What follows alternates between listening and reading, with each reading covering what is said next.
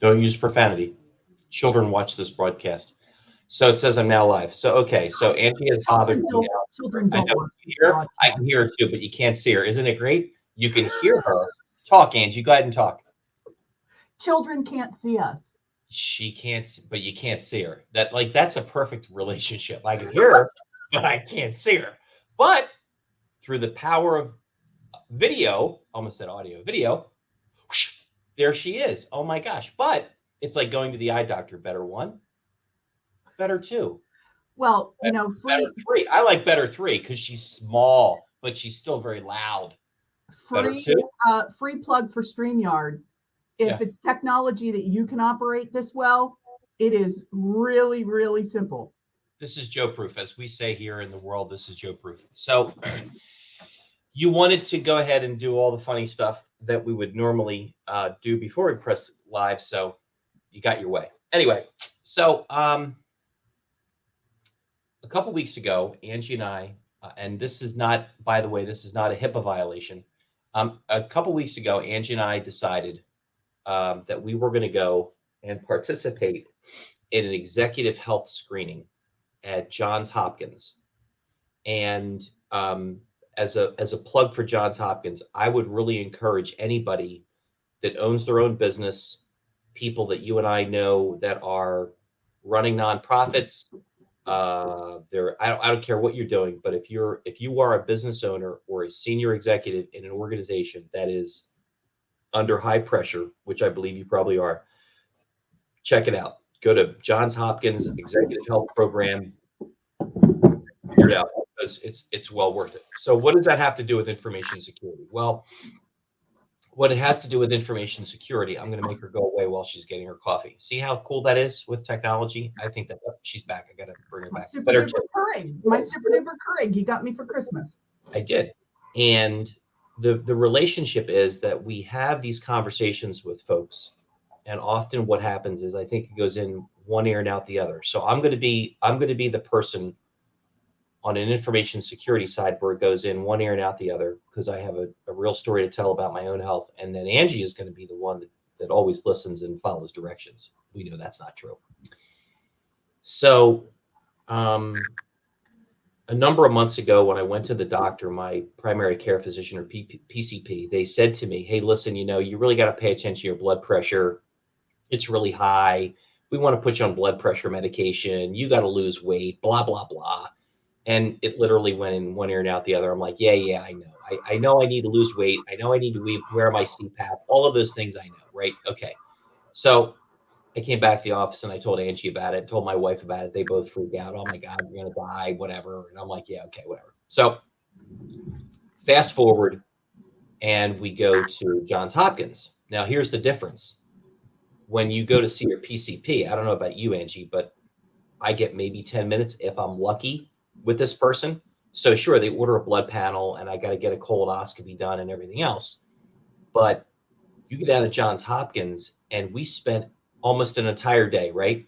With doctors, not doctor singular, doctors plural, And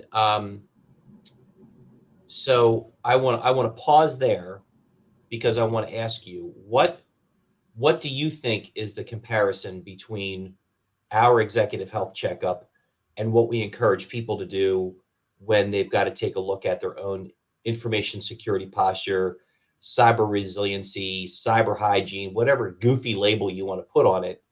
What do you think the comparison is from your perspective, since you've done this as long as you had? Well, when you talk about anything of value, which obviously your life and your business, very high value, there are also some pretty high risks. Sure. And until you know those risks and you know them and have them verified by outside experts, because I would compare your situation with your PCP, kind of like when your internal IT staff says, hey, here are the things we need to work on, and this is what we'd like budget for. And you wanted a second opinion at Hopkins. They're the greatest in the world. Right. that's what Reclamere provides to clients when we look at their cyber posture, their resilience. But I think you make a really good point. And we've said this to people before. You're never a prophet in your own land, right? Right. So I've had my PCP now for, I don't know, a number of years. Good doctor, and I'm going to apologize to the guy, because as we go through the story, you'll understand why I need to apologize to him. But at the end of the day, like, I didn't listen to the dude. I didn't pay attention. I'm 40 pounds overweight. My cholesterol's out of control. When I was in Johns Hopkins, I told you, when I first got there, my blood pressure was 176 over 100. These people are all sketched out. I'm all sketched out. But after we spent from, I don't know, we like started at 8 o'clock in the morning and left at, I don't know, 2 o'clock or whatever it was. And you have somebody literally that you spend all that time with, multiple doctors that you spend time with. And now you really have your eyes open, like, whoa, like this is a serious deal. And, when somebody says to me towards the end of the day, listen, you don't have to do this if you want. If you don't want to do this, you don't have to do it. But I'm telling you that the likelihood that you're going to have a massive heart attack and die before you're 60 is high. And I'm 56 years old. Okay. So. Well, yeah, that freaked me out. Oh, I know. No, it freaked me out because I was trying to figure out how I'm going to spend all this insurance money. I know. Yeah. A long time ago when we started this business, the bank made us get crazy amounts of life insurance on each other, which is why the time that we went skydiving, I went nowhere near your parachute in case something went wrong. I didn't want to be a Dateline story. But that was such a wake-up call to you. Mm-hmm. And I could tell that once you got those numbers and that report and that outside expert giving you this information and then doing it in a way that was not confrontational, that was not blaming, that was not, they weren't trying to sell you anything. They were just giving you information and genuinely cared about you. And that also, when we contrast that with our service offerings, I hope that's how our clients feel about us, the way we felt as patients when we left there. We felt heard. I really felt like for the couple things I need to work on, which for once, my numbers were better than your numbers. And I know where the 40 pounds went that I lost. Because you caused me stress. Exactly. I stress eat because of you. Yeah. So I really hope that that's how our clients feel when we get done. We give them our executive presentation of our findings. I was with a client yesterday, and what's interesting is anecdotally over the last 2 years, in taking notes on what people say, there are 3 things that people say about Reclamere, working with Reclamere consistently. They know that we care. They like the people that they work with, and they trust the decisions that we ask them to act upon. Those are the 3 things consistently that people say. And I'm not making that up, and I'm not biased because I'm an owner. I'm simply saying to you, when I'm out in the field, that's what people consistently say. Mm-hmm. And when I go back to the doctor, you're right, the doctor wasn't selling me anything. The doctor was giving me information from an expert's perspective, which Randy and Gene and Tim do for our customers, done in a way that is not threatening at all. It's meant to be very educational, to make people aware of what's up. And then to say, listen, here's the recommendation. You can either take it or not take it. It's completely and totally up to you. The doctor recommended to me, okay, excuse me, you have a year to lose 40 pounds. For me, that was the major indicator to pay attention, because it's a journey that makes sense to me. Often when we talk to people, they'll say, oh, somebody did this audit and they gave us this Excel spreadsheet with all these things in it, and they didn't explain it to us, and they told us that we have to get it done in this period of time, and we don't know how we're going to get it done. And it's because it's unrealistic. When we have conversations with people, and you know it as well as I do, we say to people, listen, you've got a journey ahead of you, 12, 24, 36 months. And quite frankly, in many of our cases in InfoSec, it's going to go on forever. That's just the reality of it because of the changes in the threat landscape and all that jazz. We understood that. But when the doctor said to me, listen, you got a year to lose 40 pounds. We're gonna start you off on a low dose for high blood pressure because my blood pressure was out of control. We're going to start you off on a low dose on cholesterol because your cholesterol is out of control. And oh, by the way, those three things coupled together are going to contribute to you dying before you're 60 years old. Okay, you know what? You don't have to say anything more to me, and I get it. And so, from my perspective, I think that's the kind of conversation we have with customers. It's about people saying, listen, I'm not really sure about this InfoSec thing. And I think we've gotten beyond, and you've done a really great job educating people.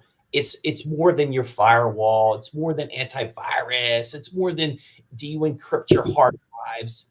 Okay, that's fine. I mean, that's fundamental. But now it's about, okay, what are you going to do long term to make sure that the information that you've got a responsibility to care for is protected? I mean, often I hear you say to people, listen, if you just want to check a box, that's fine, but Reclamere is not for you. It's really about, are they going to be concerned about the problems, and then are they willing to really work with us? And I think we do a good job helping people kind of get along that path. Yeah, I mean, I agree, and obviously I'm completely biased because it's our company, and I think our team is amazing. I think that the value of that second opinion, because I'll be honest, when you came to me first to talk to me about doing this, You remember what you said? I don't remember what I said. I remember thinking, I don't really know why we're doing this, but if it means that much to you, I'll do it. What did I say? It's something, I'll leave the expletives out, but something to the effect of, you got to be out of your bleep bleep mind if you think that I want to go find out more stuff about myself. Okay. But she went. She did in fact go. Well, I think it also speaks to, the comparison between your health and cyber is the assumptions that we make with our health or with our business. I'll be honest with you. I think to a certain degree, because of the lifespan that your parents had, you kind of thought you were home free, that you were going to hit 100 because, let's be honest, Jack and Charlotte, they didn't exactly have a healthy lifestyle. No. They lived to a very old age with up until the last year, pretty much a really high quality of life. So They just won the genetic lottery. Me, on the other hand, I've always kind of skated because on all sides of my family, I've had some people that lived very, very long lives, approaching the 90s, the 100-year-old mark. But my father passed in his mid 60s of congestive heart failure, and I've always made the assumption that because his father and his father's father lived to almost 100, that the reason he didn't is because he was a polio survivor. Well, so I didn't have polio. So I'm probably, if I play the odds, I'm probably going to be one of those long timers too. But this was kind of a wake up call that I can't really count on what I think my genetic lottery might be. If I want to have assumptions. Right. And yeah.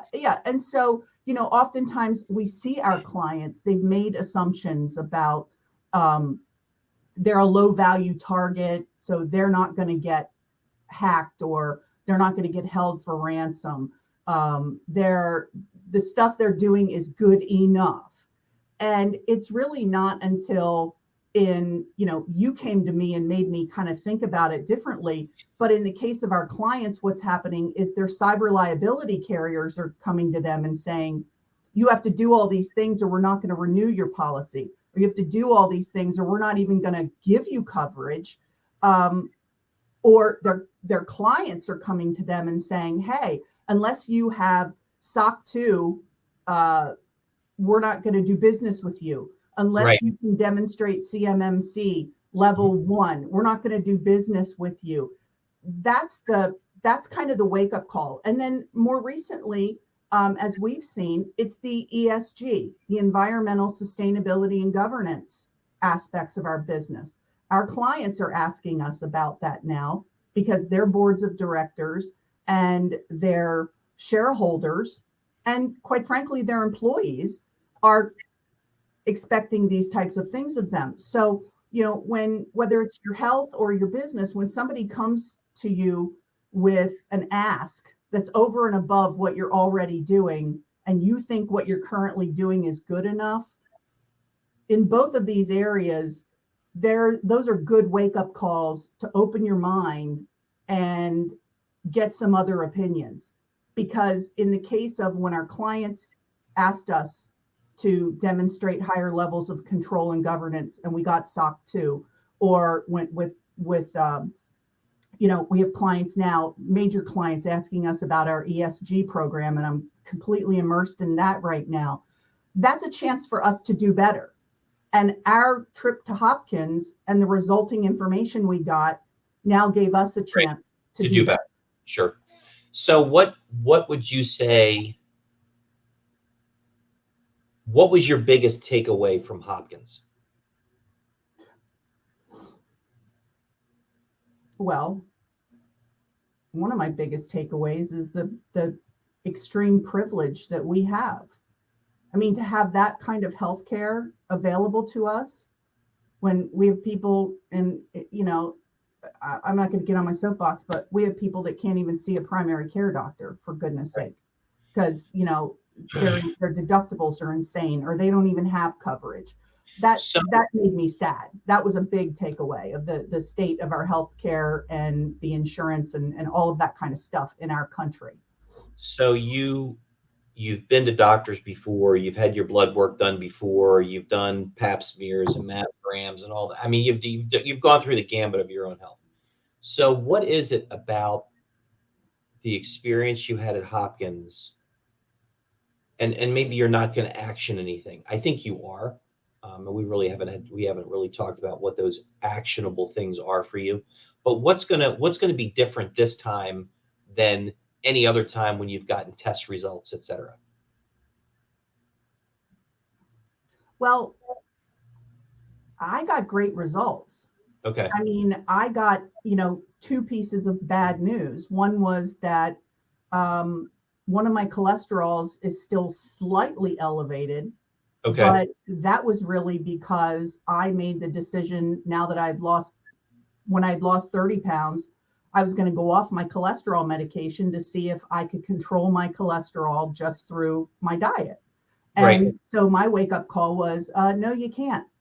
You won the cholesterol lottery, and you can lose weight and eat healthy, but you're always going to have issues with your cholesterol. Sure. Okay, fine. Okay. Also, I now know why you and John, my fiance, think I'm, or my son think I'm ignoring you when I don't actually hear you, because I found out I have moderate hearing loss in the low frequency range. So obviously that's why men always think I'm not listening to them, because I'm not necessarily hearing that tone level. So I'm going to try to be more present, when I'm listening or engaged, especially with men, because there's a higher likelihood I'm going to miss something they've said. So you got better results than you expected. Yeah. And so what is your advice to a prospect, a client, whomever? I don't care. Maybe they don't even work with Reclamere.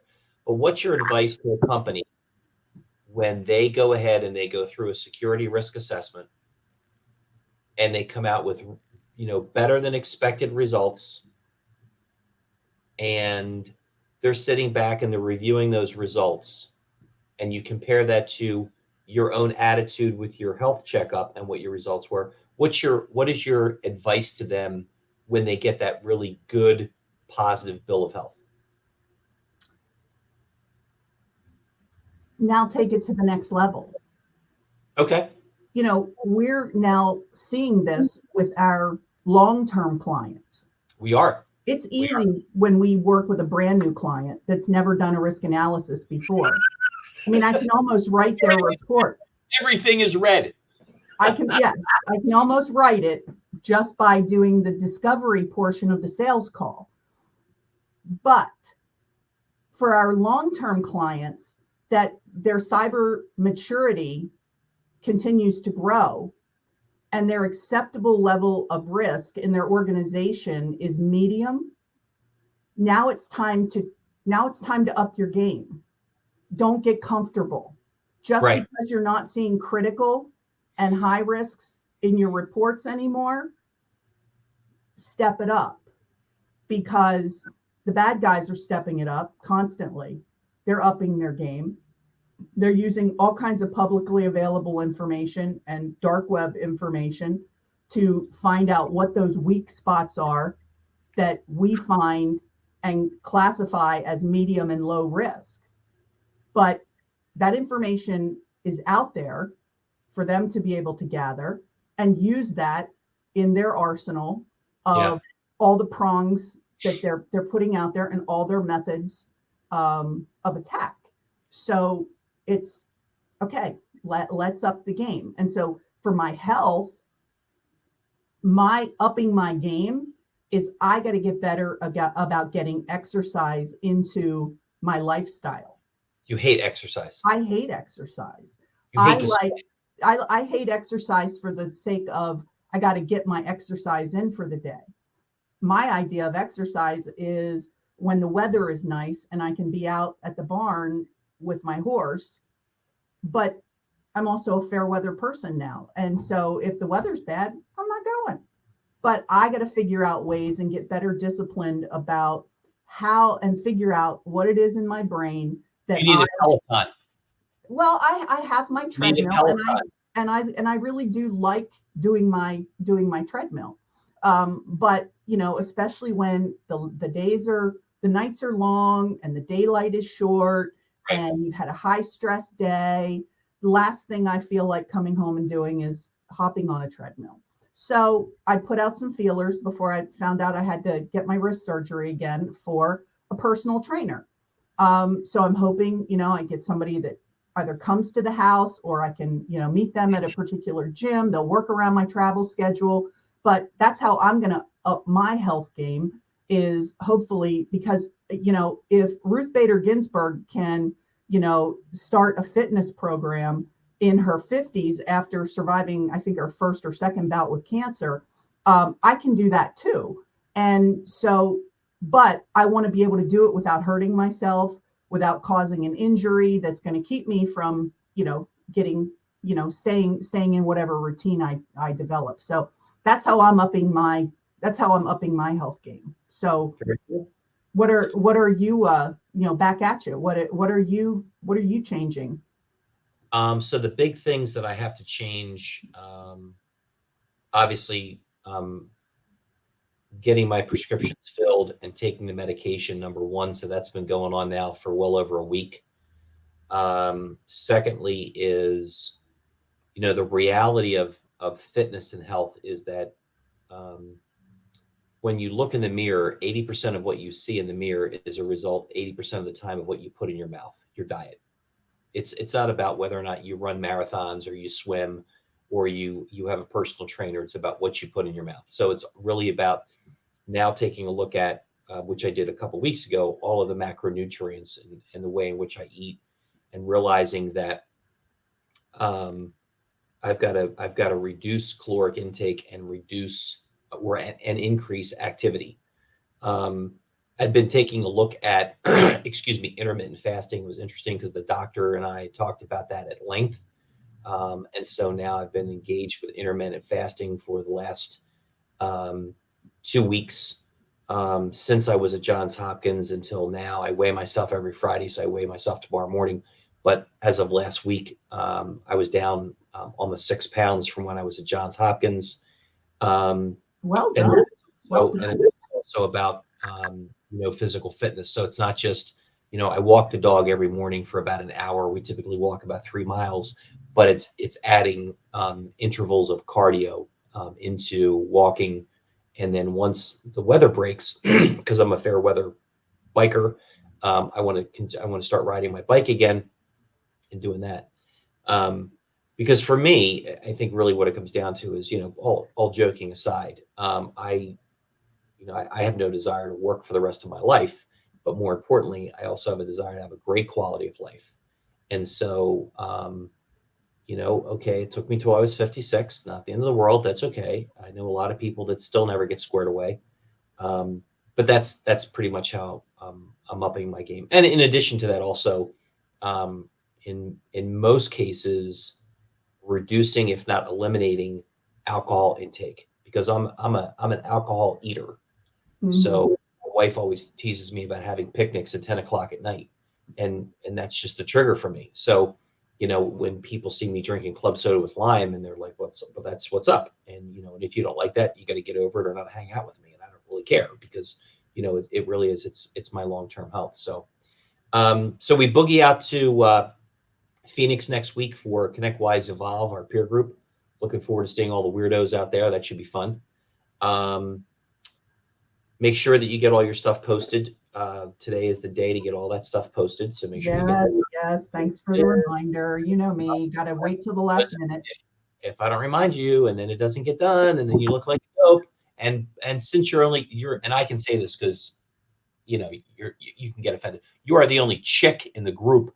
I don't want to be sitting next to the only loser girl in the group that doesn't post their stuff. We have a really great addition, two really great additions to our team. One is Josh Rice, came on board weeks ago. He's the brother of one of our employees. Just a super good guy. And I think that, Angie had talked about this year and a half, maybe 2 years ago, that we've built probably the best team that Reclamere has ever had before.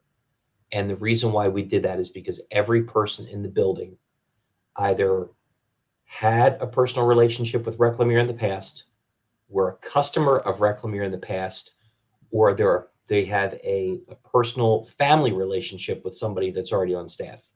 And that has really meant a lot to our success. And then we have another guy came on board. His first name is Carson. Super good dude. He's having a great time. He works with Jesse. And he's just another really good guy, and very happy to have them both on board. So, well, I wanted to make a client shout out, and I didn't get her permission, so I'm only going to use her first name. But this week, we had a discovery call with a person who used to work at another client, and she's now at a new company, and she wanted us to get on a call with her and talk about her situation at her new place. And hopefully we're going to do some business with her. But that is the absolute highest compliment a client can give us, is when they go to a new place. Obviously, when you're new, you're trying to make a good impression. And, if you worked with a vendor that you didn't like, you're sure as heck not going to bring them in to your new gig when you're trying to make a great impression. And she definitely already has.